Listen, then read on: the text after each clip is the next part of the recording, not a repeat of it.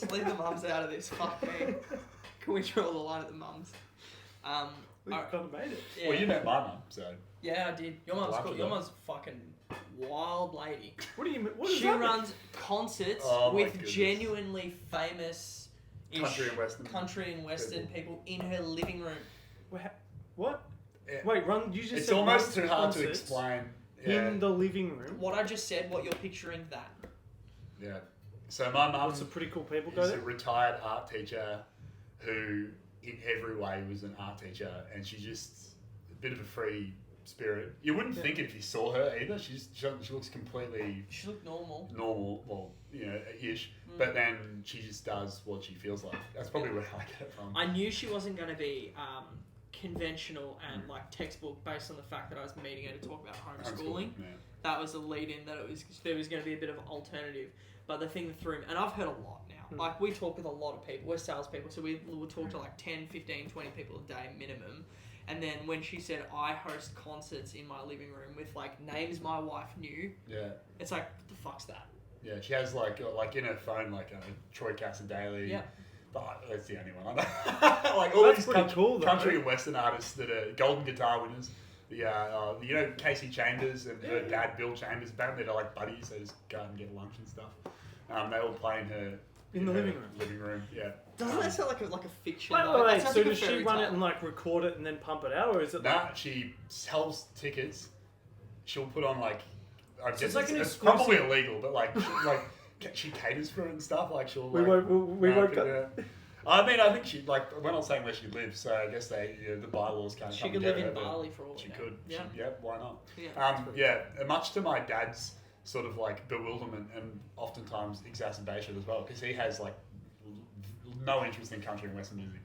So So his he's house just- gets taken over by this festival of like Australian country royalty every month or so. I could just imagine your dad standing in the kitchen making a cup of tea going, what are these people? Literally. Fuck off. Yeah, no, he just come to Commonfolk and just He just rocks up. dilly dally around here. Oh, that's He's probably here right now. In fact, I guarantee you he's out there. Yeah. What are That's they him on doing the now? wall there, isn't That's it? him, yeah, with his fish. Yeah, That's cool. That's a painting that his Yeah. twin brother did of him. That's awesome. Yeah, no, that's really cool. That is very cool. Yeah, that's my mum. And my dad, he's complete opposite of her though. Like in terms of like, that's the most exciting thing he's ever done.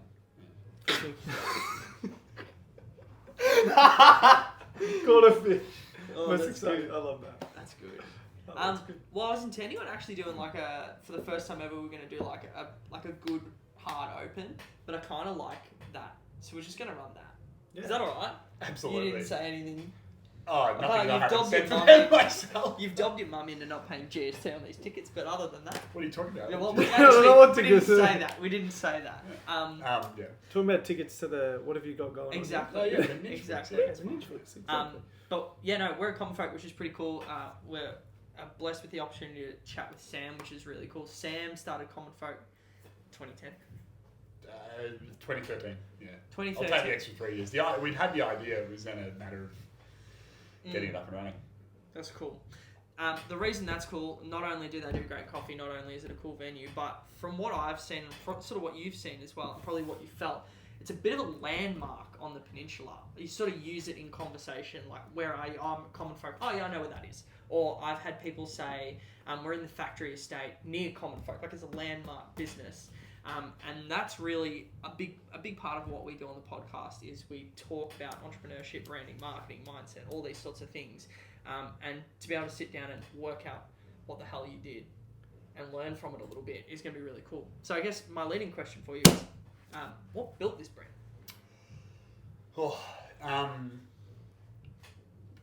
At the heart of everything we do, and it's in the name, so it's no secret, is the people. So the ordinary, everyday folks who drink coffee. I think that you could then turn around and go, well, wouldn't that just be every coffee brand that sells to people, ordinary people?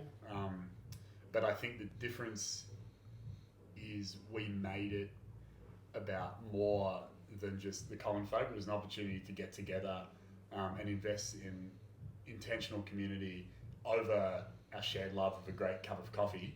And it came with a whole heap of add-ons that maybe made it more worthwhile depending on what side of the equation you were coming in. So from the perspective of like a hipster foodie who wanted a really good experience and was looking for great coffee to emerge on the peninsula. And I think back in 2013, there wasn't, we were the first to do what we did. It was exciting for them. They're like, sick, like a roastery, importing their own coffee, with all the greatest tech that you can get, offering what I want and maybe what I've experienced up in town. For the local art community, like we're actually sitting in, it's repurposed now as our offices, but it used to be studios that were coordinated by my good friend Sarah, who is a local glass artist. She does like jewellery and glasswork. Is she up Arthur's Seat? No, I know you're thinking Red Hill. different one. Yeah, okay, no. But she wanted to bring in the artistic community, and so then we had this added layer of community in there. Then you've got people who were maybe interested in the positive things we're doing in coffee and sustainability through the Cup that Counts, which is a charity. At the start, it was just an idea. Now it's a fully formed charity that was supporting coffee industry. $400,000 you've given away to farmers overseas is what ChatGPT told me last night. Even more. Is that accurate? No, it's inaccurate. I think we've raised both in cash and in kind over $600,000. That's pretty cool. Haven't given it all away yet. Yep. But yeah, I think we've sent over hundreds of thousands to Sikru Kabora, which we can talk on. I can't even remember what the question was, but I think it was What build the brand? Yeah, what build the brand? All of those sort of things. And I think, but then we also try to tell that story. And I don't actually think, a lot of people tell me, oh, you're so good at telling the story. And I think we could do so much better because there's so much that we do that I think we forget to communicate well. But I think that importantly, when we started, there was a following already. People were interested. We'd been having conversations, documenting, showcasing the story from the very beginning and in an authentic way. So it wasn't like we just opened up, super polished. I mean, we're in a shed, even to this day. And so I think people were just curious about what we were doing and wanted to check it out. That's one of our questions. What the fuck were you thinking? No? Well, it is one of those, yeah. So, no, like, seriously. So, we initially, the idea was actually mine and Sarah's. So, she was going to do her artwork and I was going to do just coffee. Not even roasting, not even really food, just Making the takeaway coffee. Yeah. And we'd take out a little corner store, probably as big as this little podcast room, and do that. But yeah. That's fine. Yeah. Keep going. I'll wait. Editing. Is that on there? Oh. Does she need to come in? Just let her in. I don't think she's Charlotte. coming. No? No, I don't think. No, cool. Oh, she must have just been doing things in there. Yeah, I think it's the chairs. I think we heard it sound like a knock, and I was like, "What is I heard that?" a knock too. So, why this space was the question? Yeah, so Because it's a bit obscure. initially we weren't looking for a huge sort of shed, but like the original concept was more of a like kind of corner store cafe. I'll be doing the coffee, Sarah will be doing glasswork. But then we realised that the idea was a lot bigger than that. Roasting was definitely on the agenda, and so when we kind of pulled together the complete Commonfolk package, it meant we needed a big venue. And so we're looking along Main Street, Mornington, to see if there was anything sort of like one street back that fit the bill, 200 to 300 square meters, maybe bigger. The rent wasn't too expensive, and it literally didn't exist. There was nothing suitable, and so we kind of got discouraged. That's why it took for a while for us to get going. Like we had 3 this years. idea, in 2010. When was it? Just quickly on Yeah. that, where was it inspired by? You said you had a lot of places up city. Did you say city? Yeah. So Where was your spot? I have a degree in marine zoology, and I got at Melbourne Uni, and there's That's a a place weird called Yeah, called wow. Seven Seeds, which was run by Mark Dundon and Bridget Moore, iconic pioneers of the Melbourne specialty coffee industry. And their roastery was literally like within Melbourne Uni Wi-Fi range. So back in the day, they were like, a lot of places didn't actually want you to sit around using internet, but I found out that I could, and then just became immersed in this space. Very really similar to Commonfolk in terms of setup in a warehouse, and really really good coffee does do similar things to what we wanted to do, and so just kind of fell in love with that industry. It was really emerging at the time. There was nothing like it at the time. I was saying No. that to Andy at the very beginning. I was like, 2013. There was nothing on the peninsula. No. You've There's come still up. You've not. had it from 20. Yeah, there's still. There's still This not. is the only. We love Commonfolk, but there are some mornings we go to Commonfolk too much. Where can we go? And we go. There's some other good spot, like you know, like You have to say. He has to be nice. Now. What actually? Can I ask you? What's your favorite? What's your other favorite cafe? Is there a favorite? It's not cafe? Commonfolk. Yeah, and he's not using our beans. Well, I like Prodigal Coffee Roasters over in Hastings. Caleb, roast good coffee. Yeah. Pete Roberts down at Little Rebel in Dramana roast great coffee too. Like I like these good They're roasters good places. doing similar stuff to us. Like now as well. I'm trying to think of, like there are some cool cafes out there as well. Also, because I like work so often. I probably don't go out to cafes as much as I used to while I was trying to come up with the idea. You're building your cafe. Yeah. I mean, there's another young guy in Frankston. He's going to open up one called Project One, I think it's called. His name's Josh. Going to be focused on specialty coffee. He's not open yet, but I think he's probably going to be doing something pretty cool. Do you know where he's going? On the Peninsula Highway, not too far down from where we The used to old be. one was. Kind of like near the bottom of the Quest sort of building. Yeah. So there's plenty of options now, like more options now, but yeah, maybe nothing's Commonfolk there. Yeah. Well, there's definitely something about the vibe. That's why I find myself working here so often. It's specifically the energy, and I think it's the antithesis of what the peninsula's about. I come in here, I'm trying to grow a big business on the peninsula, and I feel like it's a hub. You know what I mean? I feel like I feed off that energy in order to do the things that I'm doing. This podcast, the business, helping Mon, my wife, she's starting a Pilates business. Yeah. So all those things, 100%, I feel the energy in this place. It's awesome. Yeah. You got some questions? You got some questions too, I know you do. have Oh, some. no, it's like, well, why did we find a shed? So then when we Yeah. couldn't find a place, we broadened our search. And at the same time, Tar Barrel Brewery, which used to be Mornington Brewery, opened up 2011. And we were in there sinking some beers, eating some pizza, and it was like, we need to just be here. So I actually talked to Matt, who runs it. Still, he bought it back off Mornington Brewery after he sold it. And what massive legend, local icon. Him and I were talking about doing like a shipping container there with our roaster and a little coffee machine. And That'd be cool. yeah, which it would have been cool. We would have outgrown it super quick, but and then Sarah was just driving up Progress Street. I think she was going to an op shop that was on here at the time, and took a photo of what this building was when it had just sold, and it was this derelict, kind of cruddy, probably a knockdown factory. And she sent me a photo, and she's just like, "Commonfolk?" ? And I'm like, "That looks pretty cool." And then again, I don't know what we're thinking. But we signed the lease, and then we kind of had to open it, and so here we are. It seems to work. Yeah. It seems to work. That's why we asked, because we were talking about this, and we were like, if him and me had an idea, let's just get a factory in the middle of nowhere and try and get walk-in traffic. In theory, it's not a great idea, but it seems to work. Yeah, and I think that part of the reason why it did work was, like I said initially, there was already some people interested in what I was doing, because I'd been working at a local business and they'd been developing it, and we had this community, not just me, but then my business partners, Sarah's friends, the artists, all those a groundswell of support already. And I think that in some ways, when they found out what we were doing and where we were doing it, it almost made them more interested, because they were probably thinking, like, what the fuck are these guys thinking? So Awesome. then when we did open, everyone wanted to come check it out, and then it was just wildfire, like word of mouth, because it was so different, and I think the coffee was good, and it was interesting, and service hopefully was good.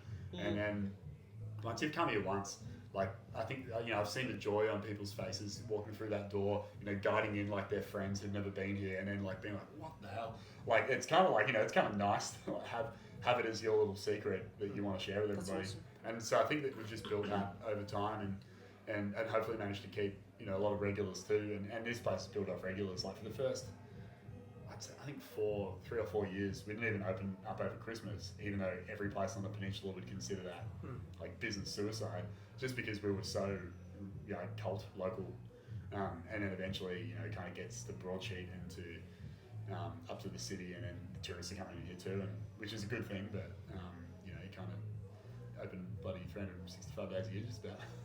Yeah. Well, you built off. Like, I even watched the Frankston office, and that the authentic build up of getting that underway. That was pretty cool, and I reckon one thing, I've had a bit of a mental blank. Have another sip of beer. I need something. Yeah, I've had a mental blank. Yeah. You go. I was going to let you ask you a question, but that's alright. a big part of the business is the charity, the cup accounts. What advantage is there? So obviously there'll be a huge cultural advantage for the guys that'll make them feel great, I assume. And obviously it's probably something that you're quite passionate about, so it fills your cup as well. Is it something you'd recommend other businesses look into? Try and give back? Why? And yeah. It's a really good question, and I think my thoughts on this change depending on the mood I'm in and how positive I feel about, you know, the world and business and people.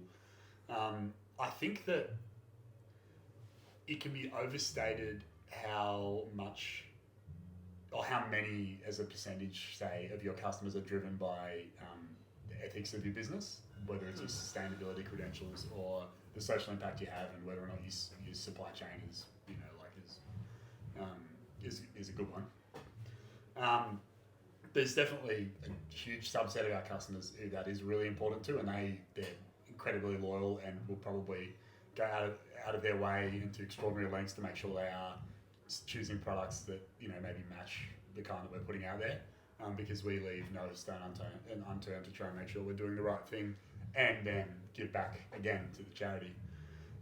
But if you were to ask me, you know, gun to head, do you think Commonfolk would be successful still, or perhaps even more profitable if you never did that at all?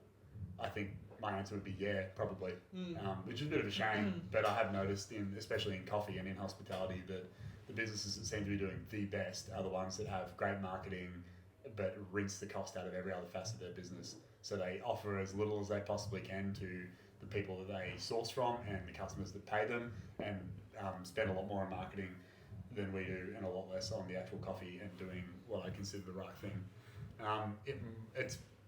It's definitely the case in coffee. I don't know if it's the case in other businesses. I think that there are other businesses, maybe more service-based, or ones that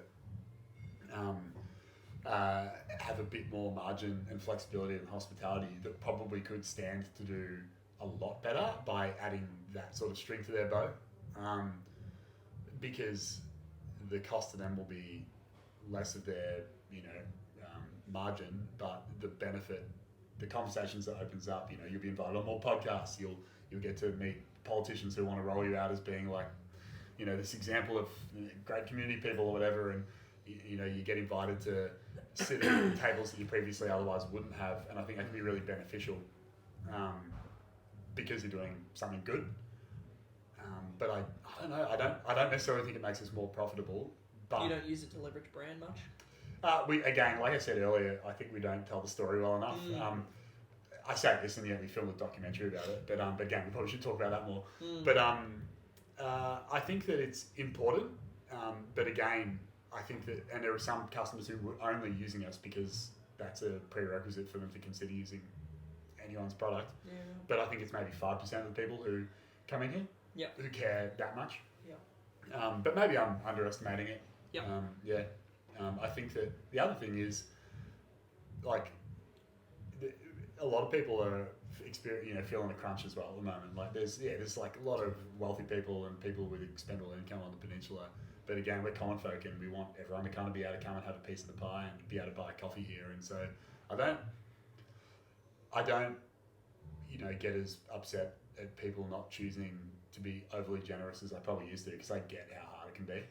And so I guess one of the cool things that we do is we make it easy, because if you buy our coffee, we're donating the money no matter what. And I think people probably like that. Maybe that's nice. You know, it's not painful to do something good. Yeah. I don't know if that answers your question. No, it does. It does. Yeah. It's interesting. Because I do a bit of free stuff in my business. Yeah. And the reason that I do it is I have found that usually free leads to paid shit.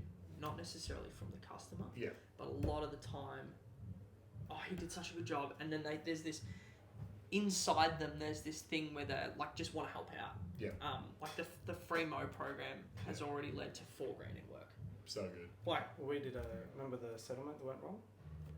That's what inspired it. He called me up and he said... It was a situation. There was an owner, left the gardens really maintained well. Yeah. And I was like, Andy, can you come do it? Andy was superstar, got there, was it same day? Same day. Same day, it's settled that day. The owner rocks up. They're like disappointed. I'm like, this is not good. Not a good look. He does it straight away, and then what's that turned in? $15,000 a year client. So good. Yeah. Actually, and that's interesting too. So if I park the charity side of it, because we would do that no matter what. I mean, in fact, early days when it was an initiative and we hadn't registered it with ACNC, we were just internally managing it. We really didn't talk about it at all. We should have, but we didn't. But we're going to do it no matter what, because we felt it was our duty to give back to the industry, especially like coffee. Most of our coffee is being produced by smallholder farmers in countries that are incredibly vulnerable to supply chain challenges. And there's a lot of exploitation. Well, you go over there, don't you? Yeah. I was trying to work. I've seen a photo of you somewhere over there. So once you see it, it's really like Dad's going to Africa tomorrow. Yeah. And once you go over there, it's like you can't. It's funny.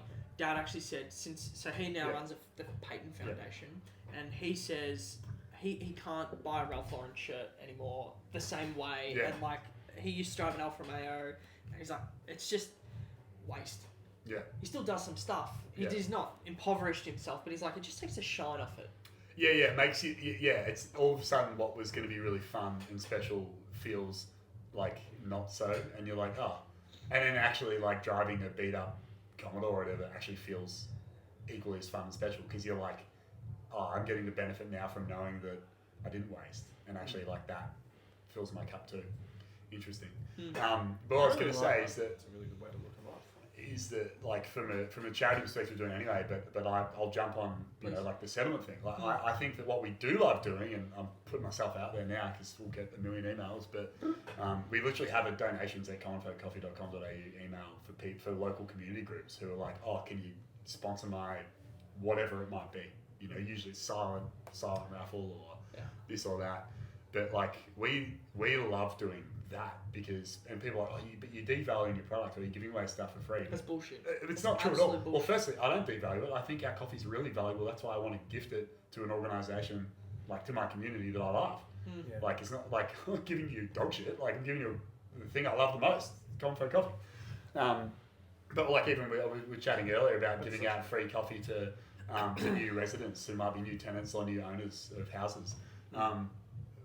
Because I want to be like, hey, welcome to the area. By the way, check out Commonfolk. We think they're on something pretty good. But it always leads to more something. Yeah, 100%. And in fact, I really like the idea of like, you know, there was an issue and then solving it actually meant that you looked even better than if it had just been a fine transaction. Yeah. And I think we see that in hospitality Absolutely. too. If you stuff Absolutely. up, but then you fix it above and beyond what they expected, you've just got yourself a customer for life rather than just whatever transaction that was. 100%. Because people can't believe that you give a shit that much. 100%. I actually get so excited when shit goes wrong in our business because it gives me an opportunity to build my brand now. It's like, I get it. Now we're on. And because people have got your attention, and initially it's negative. They're like, yeah, exactly. and then you're like, hey, how about we fix this beyond what you expect? And then they're like, oh, didn't expect it. Smart yards. Yeah, exactly. I'll recommend them. Yeah. Can you do me a favour? My gut says that's not recording. Can you just check it? I've been thinking for the last 10 minutes. Imagine. I'm sure it is.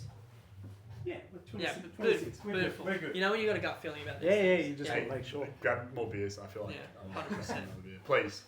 I'm assuming that I'm allowed to have more beer. Mate, Mate, there's 6 Go of for them it. here. Should we do this free mo? Should we call the winner?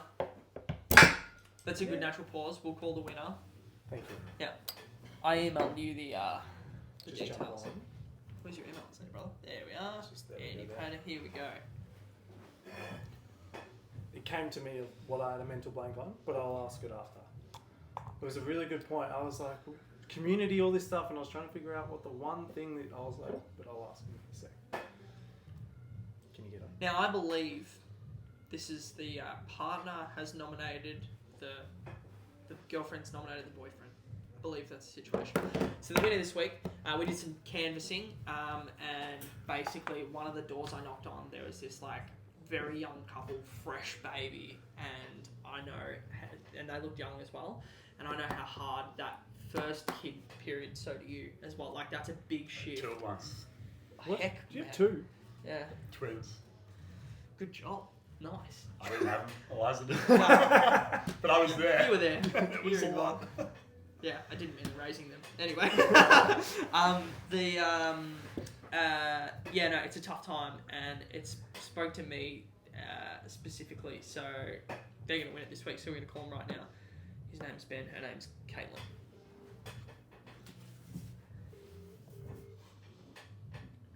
If he doesn't answer, I'll call her.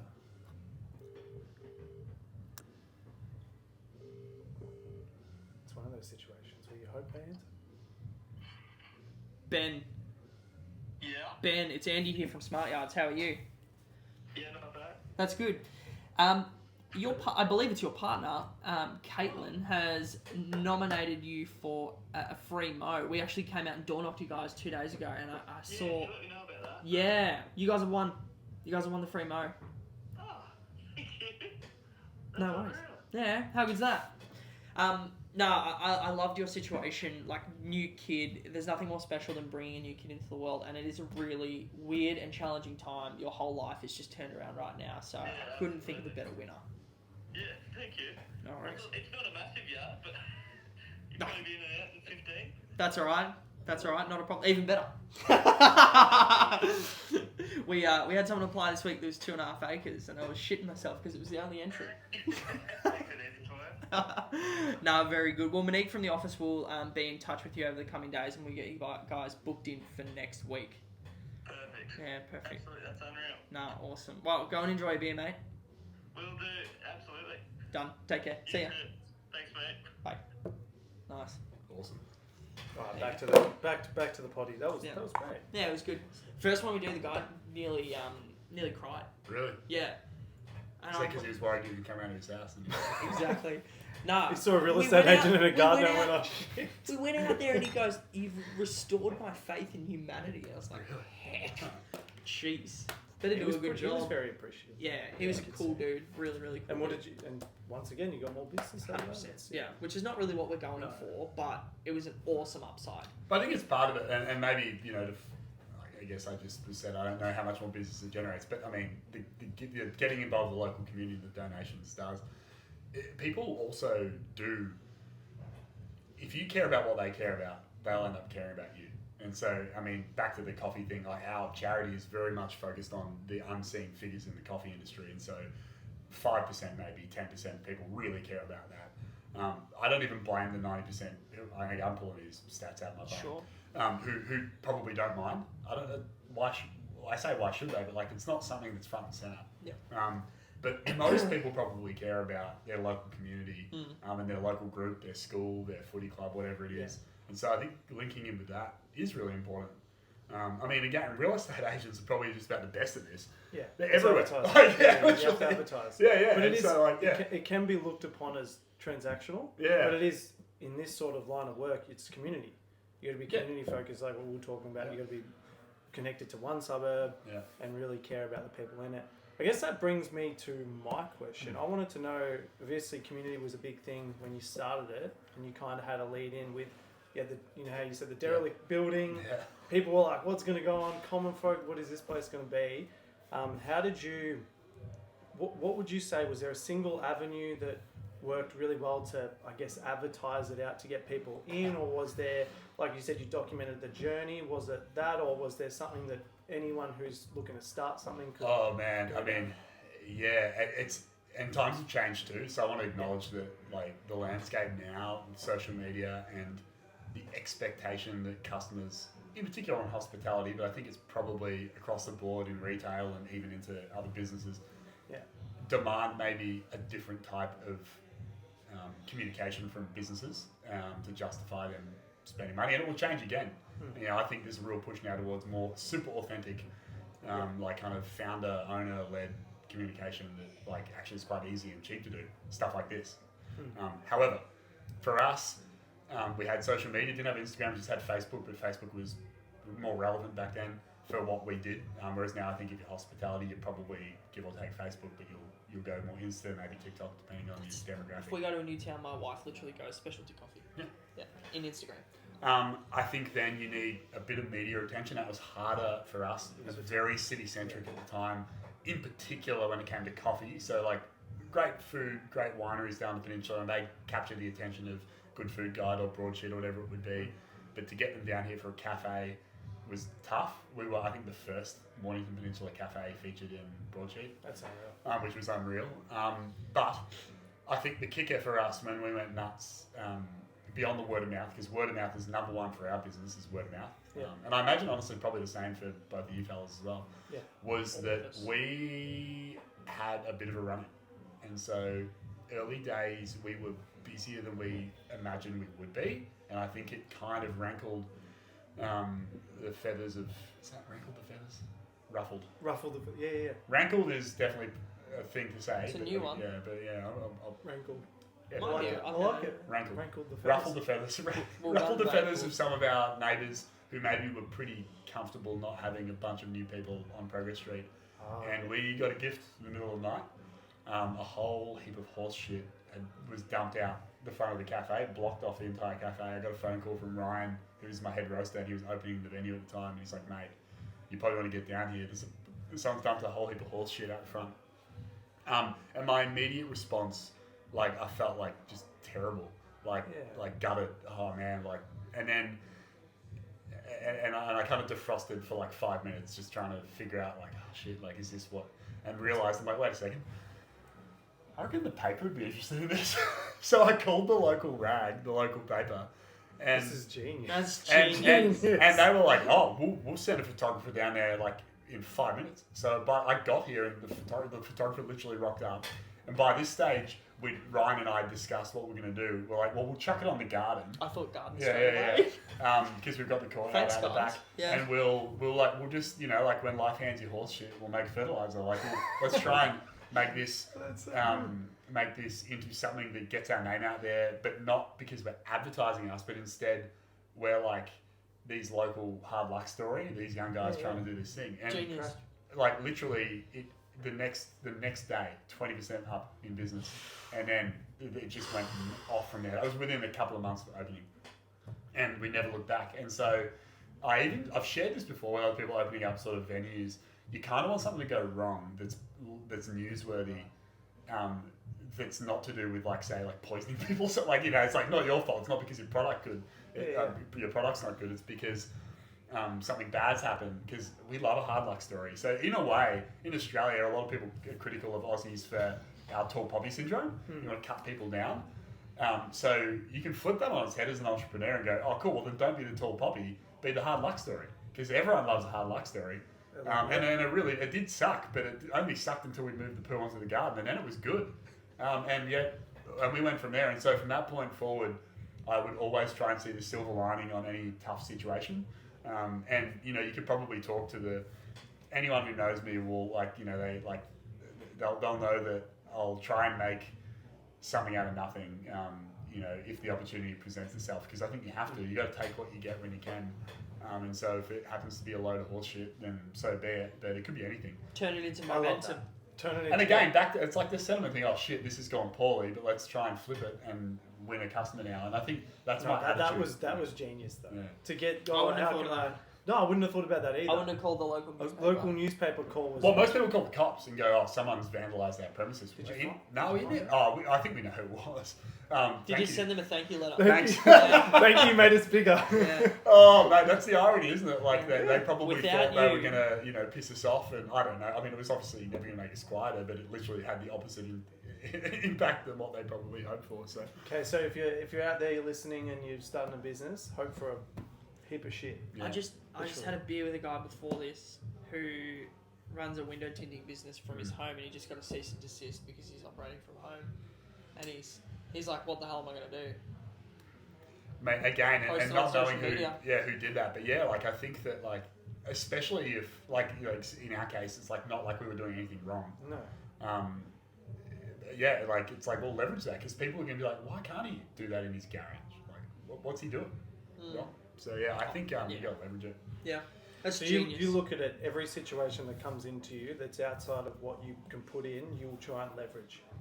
Yeah, or see if there's an opportunity there. And again, not to say that we don't go out of our way hunting for these things because I think that you don't want to be lighting your own fires. Like it's not a good idea.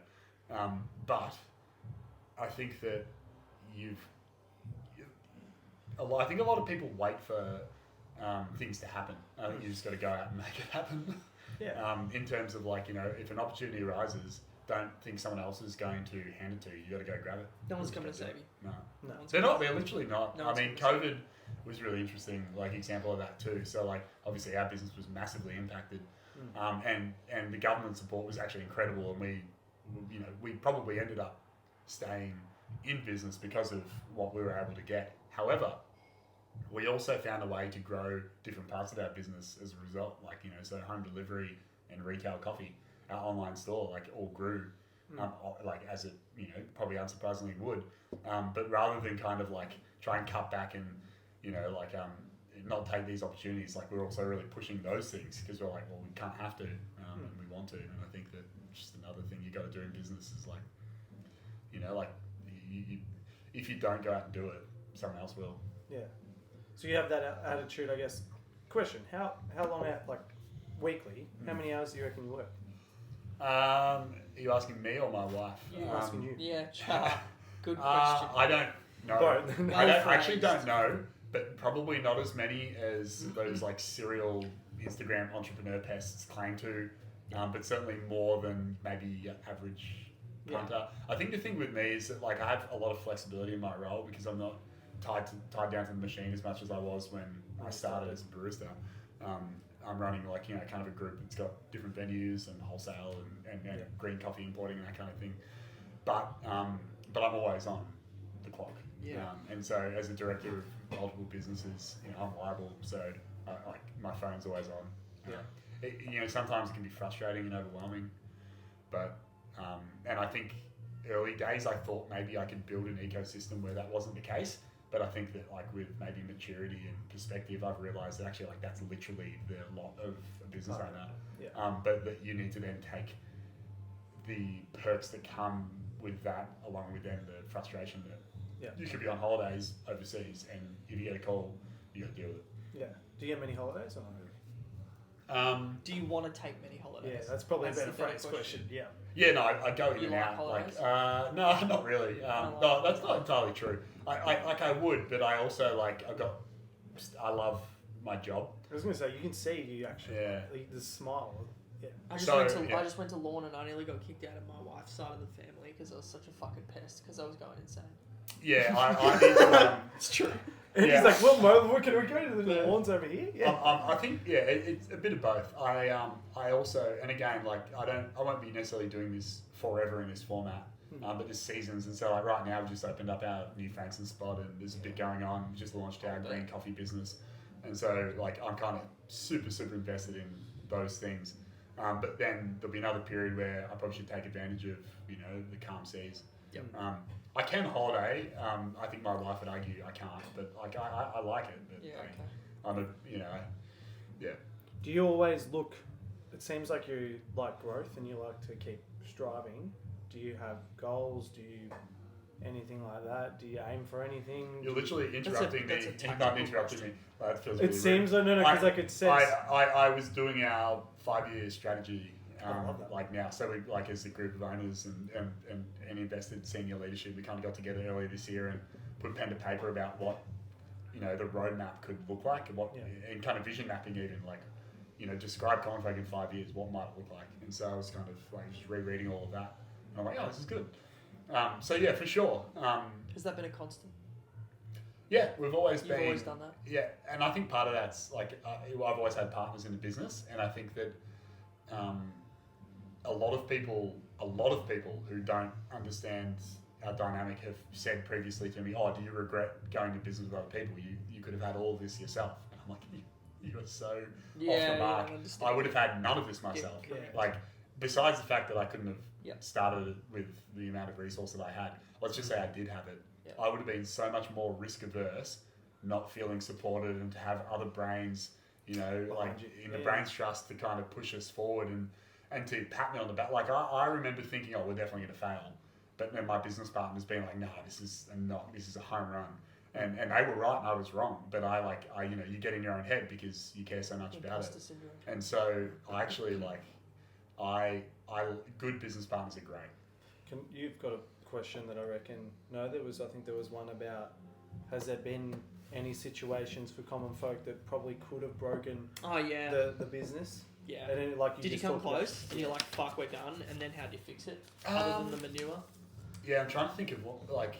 Do you want to share that? It's a bit personal. Yeah, no, I'm just trying to think Yeah. of, you know, if anything has happened that is appropriate to share, but also Sure. sort of like, probably not that dire. Like, certainly for that first couple of weeks of COVID where the government hadn't figured out how they were going to support, I was like, this might be it. We might be done. Yeah. But I'm like, well, at least we'll be done with everybody else. Yeah. It's not my fault. I'm Yeah. just Just one of us. Yeah, it's but all one of of us. us I can't don't now. fucking eat the bats. Exactly. You just say COVID. Yeah. You just say COVID, and it's not like Yeah. I suck. It's Yeah. COVID. Yeah. But aside from that, I mean, we've had failures for sure. So like we opened up a venue in Bow Morris. It was great. Like honestly, I think like it was one of the best things we've done. Just didn't have the impact in the local community and the support that I thought it would. And it was quite popular, but it just took a lot of our effort. And Casey and I and my other partners were chatting about whether or not, like, you know, what should we do? So like, I was certain if Casey spent all her time there in the venue focusing on that, it would have worked. But we would have been taking her away from here, her away from Frankston, South Yarra, and it would have been to the detriment of the group for not a whole heap. And so we shut it down because it just didn't seem like it was worth it. That's huge. So Yeah. you value culture and people in certain places to be able to. Yeah. Yeah. But makes so much I would sense, say like it was a Great. financial as well as a cultural one. It was based on like I think we'll do worse overall than if we cut our losses on this one, Yeah. shut it down. Whereas we've had other like sort of successes. So we opened Merchant and Maker in 2015. It was our first. Well, actually, we did Bussy McBusface, which is That was like cool. doing Yeah, around. yeah. Yeah. So that was the second thing we did. Then we did Merchant and Maker, and it was really successful. It had a tough lease, so it had development clauses and stuff in it. Like in hindsight, I would have, you know, like I wouldn't enter the same kind of lease again just because it's not like makes it hard to sell. But we ended up selling that. It was quite a successful business, but it was just kind of counter to what we were doing at the time. There was a period too. So one of my co-founders, Ben Hogan, came on board. We were running the business together. Him as sort of general manager and me as operations manager. I think probably around about 2017, and we would describe it as like our adolescence, like going from being what was a small business run by a marine zoologist with absolutely no idea what he was doing to, you know, being sensible and strategic coffee roaster hospitality group that was looking to grow and expand and be able to walk on its own 2 feet rather than crawl. And so, well, actually, and it's kind of the opposite. Like, it wasn't like a make or break, but it definitely was a make. Where he kind of implemented he came from aviation, and so, you know, he had like lots of, I guess, corporate resource and structure, but also enough knowledge to know what to not apply to what we're doing, because you don't want to be too big for your boots. And so we went through a process of sort of like mapping out all of what we did and figuring out what was the most challenging and what was silly, what we should start, stop, and, you know, continue. And we kind of really grew up in that period. And I think as well, that really, really put us in good stead to survive what happened in 2020. And then now I think we operate a lot more like a medium enterprise, but like as really we're a small business still in terms of our profit and the revenue we kind of generate and the number of people we employ. So yeah, we're in a good spot to, I think, now like even move out of our adolescence into adulthood. What are you most excited for the next? What is Commonfolk 5 to 10 years? What are you most excited for? Just consistency, or you got some pretty cool plans? Consistency and improving, finding better ways to do what we already do okay and well.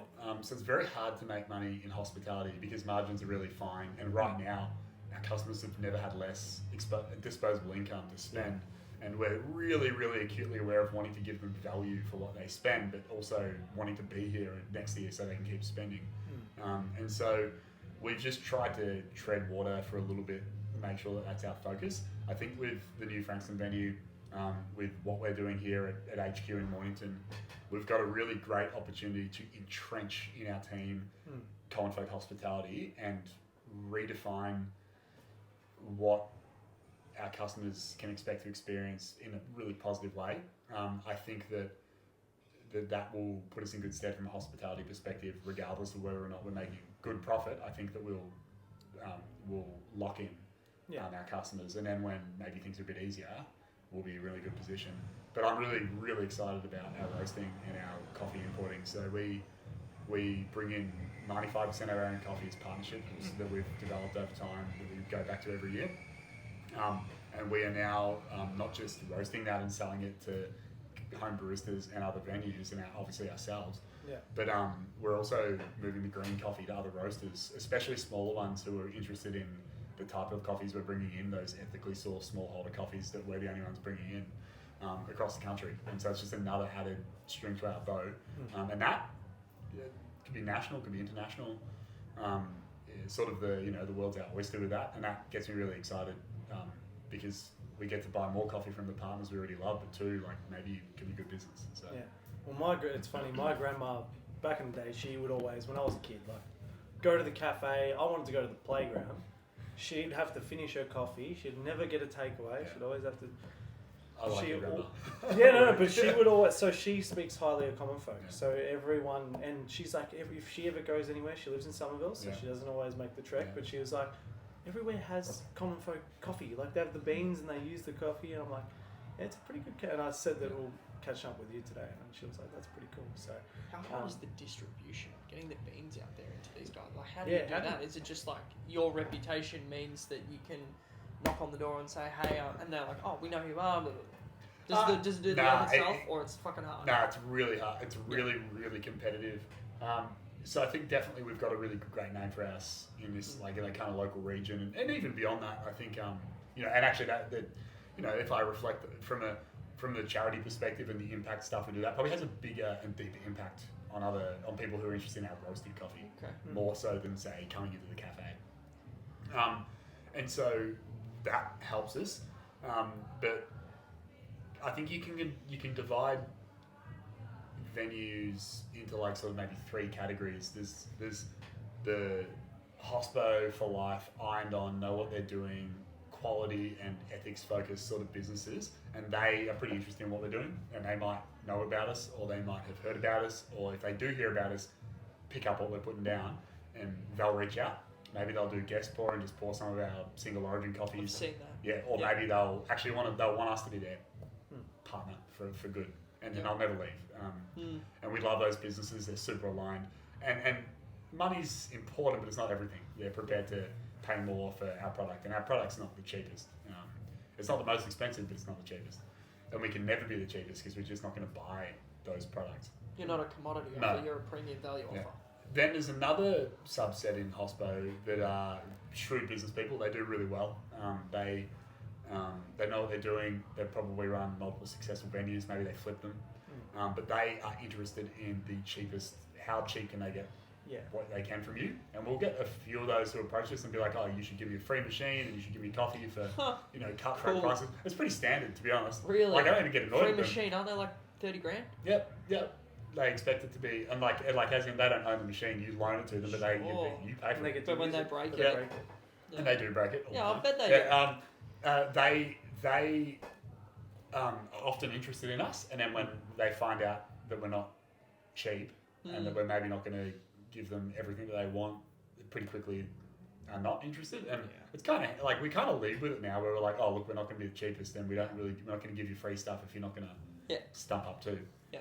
When you started, was that sort of the case, or did you have to? No one was interested. No one? Yeah. But how did you get your, like, I guess, like you said, you're in a position now where you can say that, and people are like, hey, it's Commonfolk. Yeah. We know the coffee, we know what we're going to get. What was, I guess, when you were offering it at the start? Was it? Well, good lead into the third category of people. So it's kind of like your mum and dad, like maybe one of them's a real estate agent, maybe one of them's a school teacher. For some reason, school teachers always seem to think it's a good idea to buy a cafe. And they're like, oh, we're going to do a sea change and we're going to go and buy a cafe and live the dream. Lifestyle will be great. And I'm like, okay. Good luck.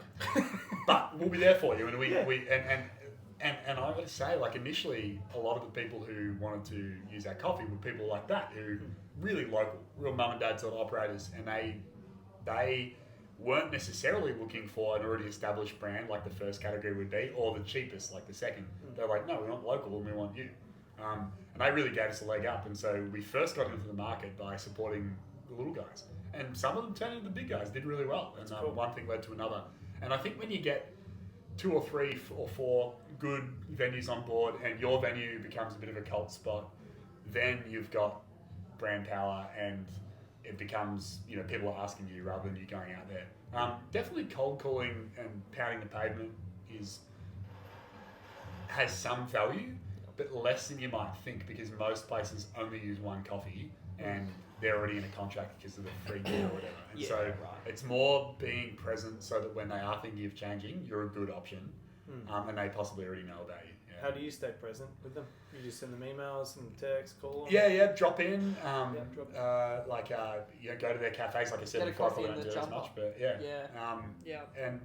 And I think then just be, make sure that we are at least putting our story out there as best we can, so that they have probably heard of us. So that if their current supplier drops the ball or they're looking for a change, you want to be like front of mind as an option.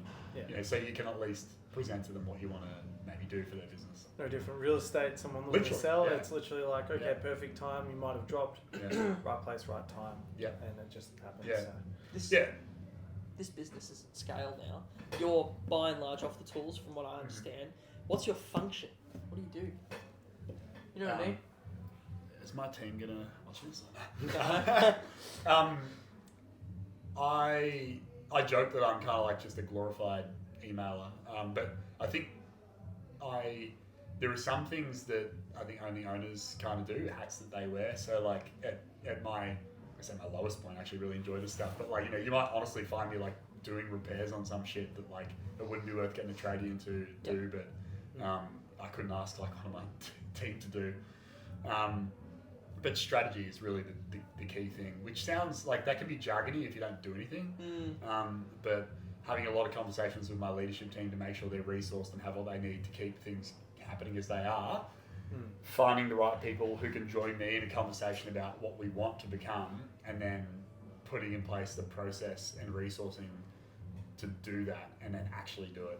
And I think that's the friction point that I find myself at now, is like not hopefully biting off too much that my team can't swallow it all, but at the same time not moving forward just because sometimes it's comfortable to sit where you are. And so I'm kind of driving the growth and making sure that we're maintaining and improving what we currently offer.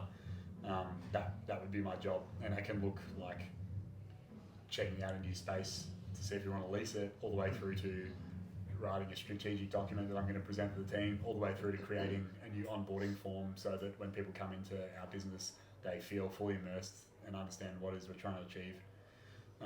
Because again, like, we're a small business, so that stuff I can pay an agency to do it, but I don't have enough money to do that, so I'll do it myself, and I think I do it relatively well. So what would you say is your superpower then?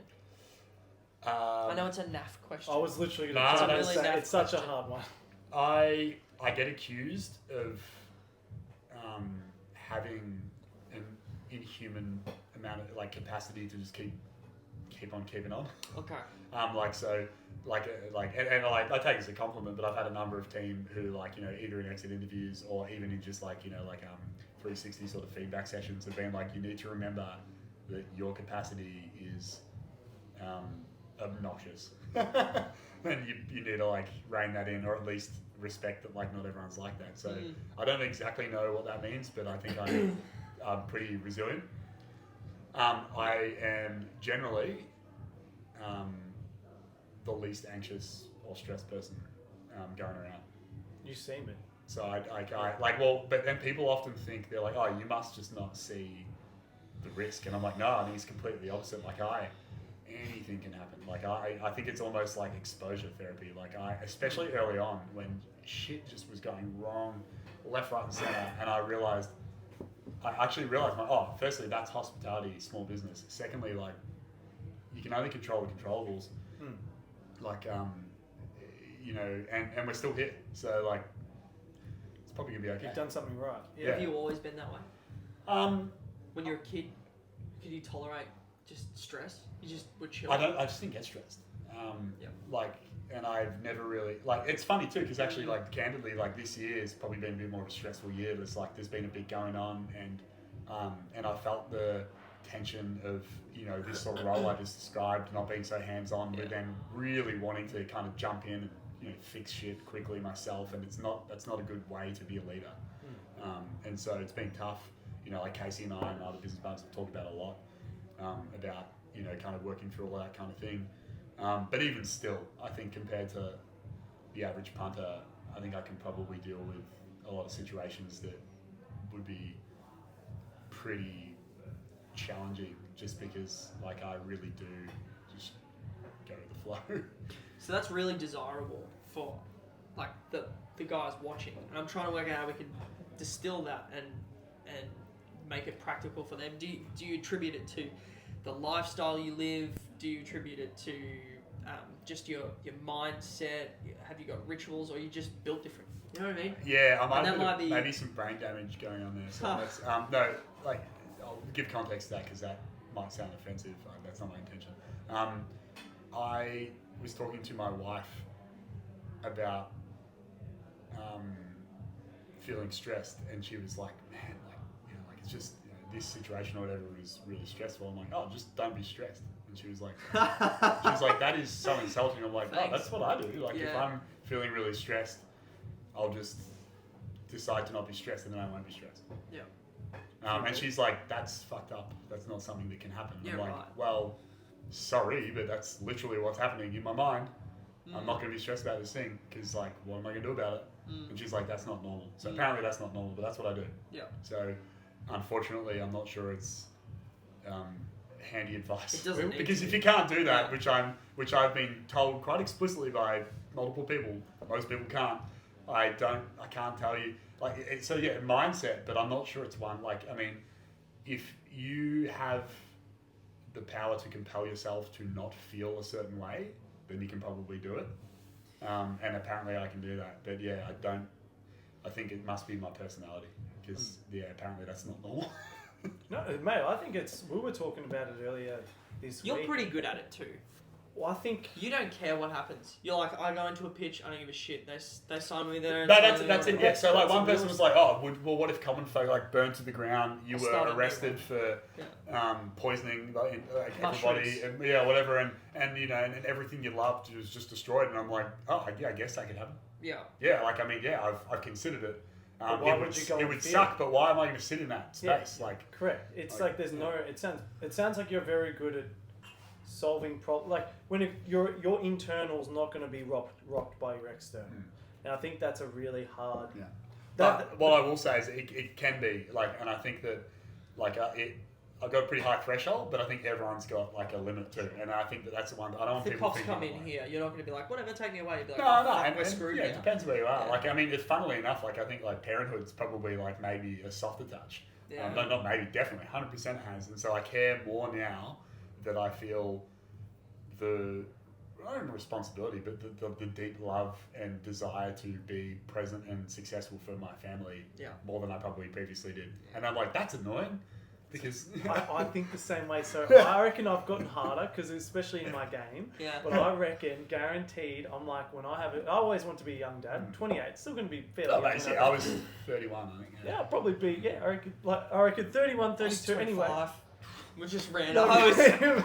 We just ran head first at it. But you shifted. You went from, pretty much Kid Andy to getting shit in order, business, everything. We didn't got rid of your convertible. We didn't. Don't even. I held on to that for so long. My wife made me sell it. Fuck that. No, you were saying smart. that you I'm joking, your face. Mon's like, no. So he's got one. So he's got the same car, and every time I see it, I just get jealous. Yeah. Anyway. It was really interesting though when you talked about earlier about the driving a beaten old Holden and just shifting that focus. I think that's a really good thing, and I think that's why it was Andy's initiative with the free mo, but just doing that, it feels like a good give back. Yeah. It feels just being able to do stuff when you're giving back is just 10 times better, and it comes back to you. I mean, you can sounds like you do a hell of a lot. So. You got any more questions? No, that was all. Have you got anything you'd like to add? Did we miss anything? Actually, I got a good one for you. Think about it, and you can answer the question afterwards. But what advice would you give to us? We're young dudes out here having a crack. What do you reckon? And it can be it's not necessarily fast, but it can be transferable No, to people no, that I'm look just like thinking. us. You know what I mean? No, but both of you have these fledgling businesses that have the absolute potential, and I think likely will take off and become something really good. I was probably too easily distracted, I think, when I was younger, by either short-term gain or the next idea, rather than kind of completing the project properly. That was a trait I had, where like I wasn't details focused enough, and now especially that I'm off the tools, like I kind of like wish that I had been and maybe could be more of an engineer again, and design and create and perfect the thing. I think a lot of people, and again I'm talking to entrepreneurial sort of guys like you, girls. This is the complete girls out Not there anymore. listening. No, It's going to be the Not anymore. complete opposite for people who are maybe caught up in an idea but are perfectionists and won't take that first step to actually do it. Now you guys are doers. Yeah. Is that it is sometimes really valuable to finish the fucking thing you were doing and leverage off that, rather than get excited by the shiny new opportunity that's there. And I absolutely wish that maybe I could have taken that advice, but I am in a season where I'm really trying to do that well, Yeah. And make sure that like execution is good. You can never let perfect get in the way of good, because you do have to get things going. Like doing a podcast in like an office space rather than in the boardroom or whatever. Like it's you got to work with what you have, but I think that really good and sustainable things are built on strong foundations, and I think the same applies for business. And I think that with Commonfolk, we luckily enough, we kind of built that over time, but it wasn't my focus, and if we'd done it better, we might be even in a more strong position now. And I'm grateful for the people that I had probably around me, my business partners and team, who probably helped us build those things, as well as get carried away with all the crazy ideas that have probably made us an exciting and interesting place to be and to support and to like patron. And I think that you need to find that balance. And then again, the tension's there, because I've had other people who've come to me for advice, and I'm like, you are just crippled with perfection. Like, you need to just get your shit out there, because you can't sell something that's not on the market. You can't. So you need to do that. But I think that like people their greatest strength is often their greatest weakness. And so like if you're really good at like just doing the thing, you're probably also really distracted easily, and likely to go and do another thing before that thing's done. On the flip side, if your strength is like being really, really, really good at just one thing, there's a risk that you might also be protective of that and not actually get it up off the ground and get things going. Yeah.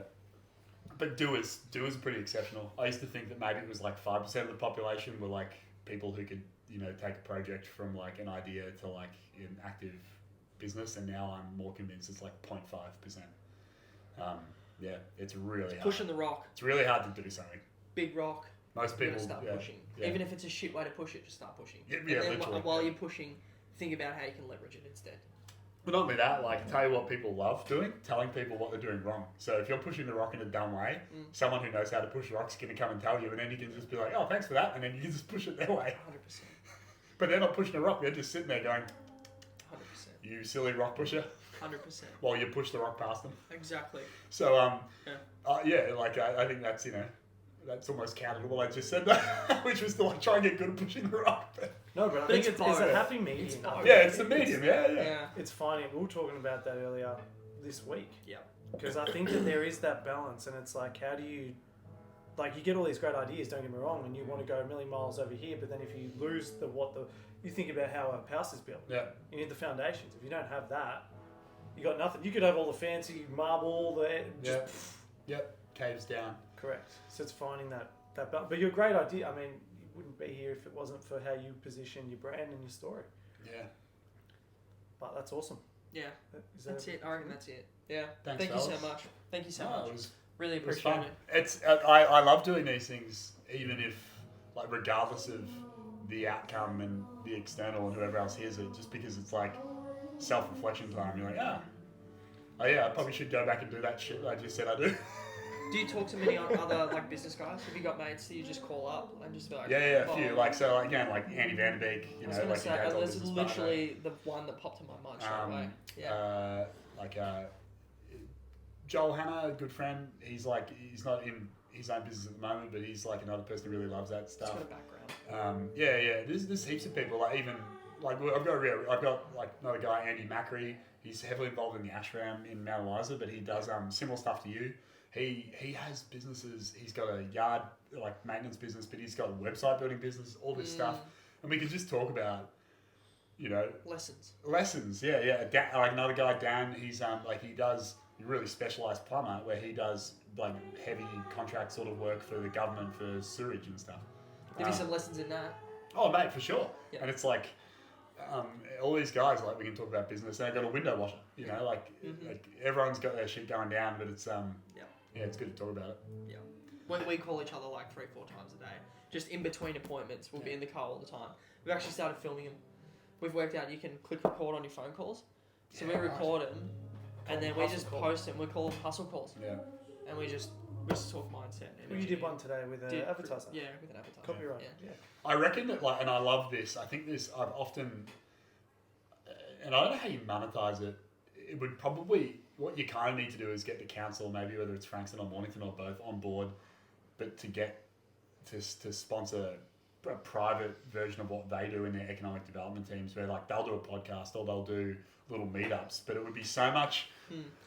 It would just be, I think, arguably better if it wasn't run by public servants. I love them, but maybe like had the ability to potentially become a business for somebody, but whose job was to then get like local businesses and entrepreneurs and startups together. Like there was the Frankston Social Enterprise Hub, which I've been heavily involved in, because I guess in a way we're a social enterprise, albeit a for profit, not registered, but we give you back. do your bit. And then I'm on the board with Homeground, which is literally a social enterprise and that kind of thing. But then they don't necessarily invite other more like entrepreneurial people